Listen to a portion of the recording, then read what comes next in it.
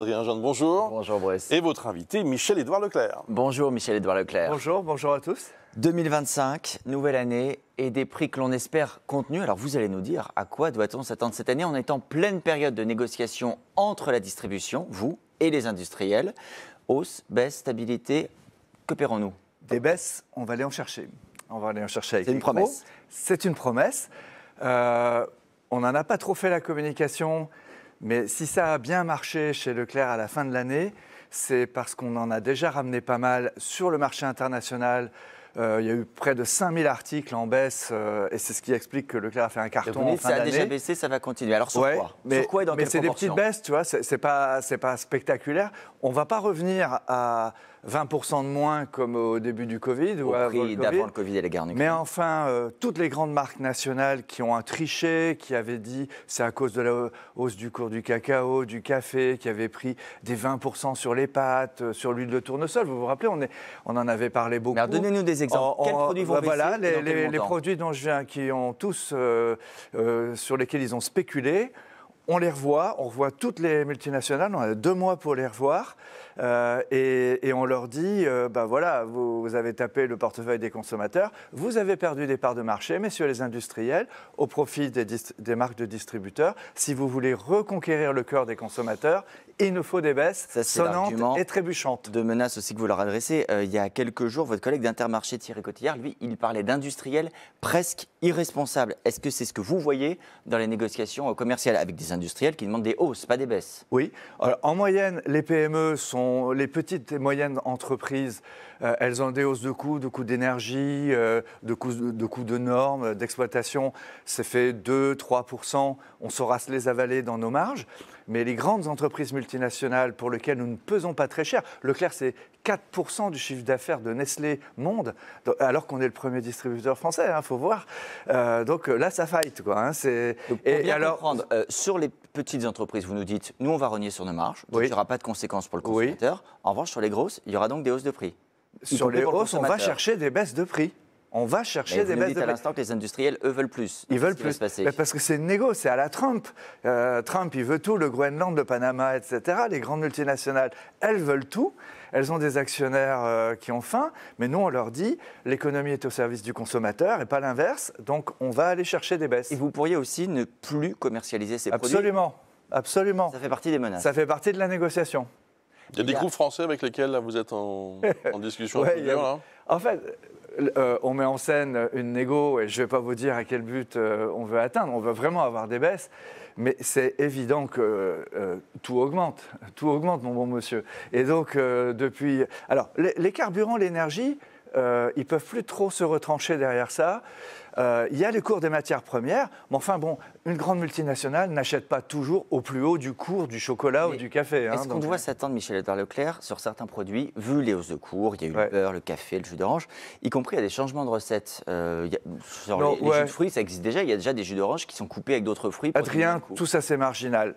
Sur 50 000 références d'un hypermarché, ils n'ont pas eu de complexe à nous faire augmenter le prix de toutes les grandes marques, quelquefois jusqu'à 20%, 21% pendant 2 ans. On va aller chercher des baisses, on va restituer aux consommateurs une partie des prélèvements qui auraient pu être étalés. Et d'ailleurs, on va le faire intelligemment.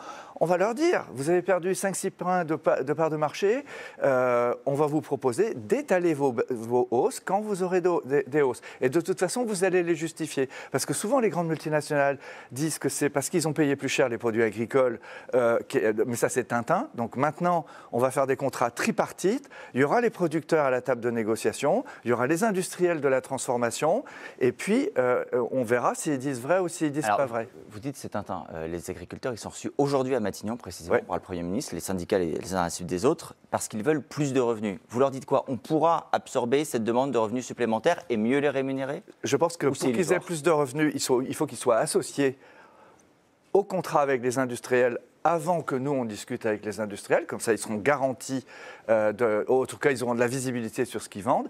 Et puis moi, je soutiens, et Leclerc soutient, une revendication très forte des syndicats agricoles, qui est la clause de réciprocité pour ne pas se faire concurrencer par des produits importés qui ne respecteraient pas les normes françaises. Mais il y a un député là qui s'appelle... renoncer à des produits importés, Michel-Édouard Leclerc. Oui, et je pense que le rôle de l'État, là, ce serait de mettre des barrières. C'est-à-dire qu'Antoine Vermorel-Marquez, je ne le connaissais pas. C'est un député des Républicains. Oui, et il a demandé à ce qu'on n'importe pas en France, via Rungis, via la restauration, via l'industrie, qu'on n'importe pas des produits qui ne respectent pas les normes sanitaires qu'on impose à nos agriculteurs. Là, ce serait déjà une belle responsabilité de l'État que d'empêcher toutes ces importations. Je soutiens ça. Et c'est ça qui n'a pas été bien négocié pour le Mercosur. Vous voyez à l'instant dans le journal, Michel-Édouard Leclerc, manger bio à un prix accessible. Est-ce que c'est illusoire? Non. Mais non, bien sûr que non. Et ce qu'il faut, c'est que le meilleur de l'économie soit accessible. Le bio, là, dont vous avez parlé tout à l'heure, c'était déconnant. Quand sur le marché de ma ville, le bio est 60% plus cher qu'un produit local naturel, c'est normal que le consommateur se pose la question de savoir c'est quoi le bio alors? C'est un label. Et puis, ils ont fait aussi un petit fromage de ça. Dans le bio, il y avait les militants au départ. Après, c'est devenu une distribution sélective, plus chère, pour marcher pour bobo et tout ça. Non, il faut que le bio, moi j'y crois au bio. Moi, je mange bio. Il faut que le bio puisse être accessible à l'ensemble des Français et pas à quelques happy few. Donc, il faut qu'il y ait de la concurrence sur le bio. On parlait, Michel-Édouard Leclerc, il y a quelques temps, c'est même un serpent de mer, d'un chèque alimentaire qui pourrait permettre justement de mieux manger. Il y a un nouveau gouvernement, un nouveau Premier ministre. Est-ce que vous considérez que c'est une mesure qui doit être prise? Alors, c'est de l'accessoire. Moi, j'ai 2-3 mesures à vous proposer là. Le chèque alimentaire, ça tire sur les finances de l'État. Il y a une chose déjà toute simple. Les banques alimentaires, nous donnons aux banques alimentaires pour qu'elles répartissent auprès des plus démunis. Déjà, la première chose, ne pas leur faire payer la TVA. Quand on fait des dons aux banques alimentaires, les voir être obligés de racheter de la marchandise avec ces dons en payant la TVA, je trouve ça concrète. Donc, je suis pour la suppression.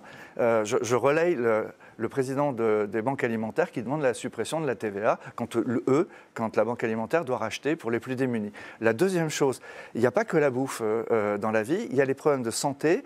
Et aujourd'hui, avec la recrudescence de la grippe et tout ça, vous n'en avez pas parlé, mais au 1er janvier, la TVA sur les masques, la TVA sur le gel, elle a augmenté. C'est incroyable. Donc, très vite, je propose au ministre de la Santé qu'il nous remette une absence de TVA sur les gels et sur les autotests, sur les masques, par exemple. Ça, ce serait très bien. Ensuite, pour vous permettre de vendre plus. Ce n'est pas simplement par altruisme, Leclerc. Est-ce que il y a une histoire quand même. Les pharmaciens n'étaient pas capables, ni l'État, d'équiper en masques et en gel à une certaine époque. Tirons les conclusions. Soyons un maximum d'acteurs pour protéger les Français. Et puis, les autotests, c'est nous qui les avons fait baisser et aujourd'hui, on nous en a retiré le droit de la vente. On a le droit de vendre des tests de grossesse, j'ai le droit de vendre des éthylotests, mais pas des tests anti-Covid ou anti-grippe. Vous avez une réponse du ministre de la Santé sur ça? Je vais lui écrire aujourd'hui pour lui demander de nous redonner le droit de vendre des autotests, ne serait-ce qu'à titre préventif et pour que tout le monde en ait en stock. Une question concernant la manière dont on paye les courses qu'on peut faire chez vous. C'est toujours pas bien clair sur les tickets resto en supermarché. Non, c'est pas clair. Normalement, on n'a plus le droit de les utiliser au-delà d'un certain Mais cette semaine, ils vont régler ça. Le gouvernement a promis de régler ça. Il y a des produits éligibles. Et donc, là, on est dans une zone de non-droit. Je ne peux pas aller vous dire que je ne vais pas respecter la loi, mais on va aller dans le bon sens. Un dernier point, il faut supprimer l'interdiction qui nous est faite, ça s'appelle la loi des Crozailles, de vendre moins cher et de faire des promos sur les couches, sur les produits de protection menstruelle. C'est une loi débile qui a été prise juste après les lois de protection de l'agriculture. C'est des lois de lobbying, il faut supprimer ça. C'est très cher les couches pour les jeunes ménages. Au nouveau gouvernement. Et donc voilà, il y a du taf. Et nous, on attaque l'année comme TF1. Vous êtes à la conquête de vos plateformes et de vos audiences. Et nous, on va faire baisser les prix. Merci beaucoup. D'un mot, je n'ai pas bien compris. Vous dites on va aller chercher des baisses, mais moins 1%, moins 2, moins 3, c'est quoi le chiffre, le bon chiffre? Ça sera quoi à la fin? Je vais aller chercher le Groenland. Non mais sérieusement, c'est quoi? Une négo, c'est une négo. Mais vous espérez quoi? Le plus possible. J'ai cherché le plus possible. Vous avez des négociateurs à TF1. Merci Michel-Édouard Leclerc, merci Adrien Jean.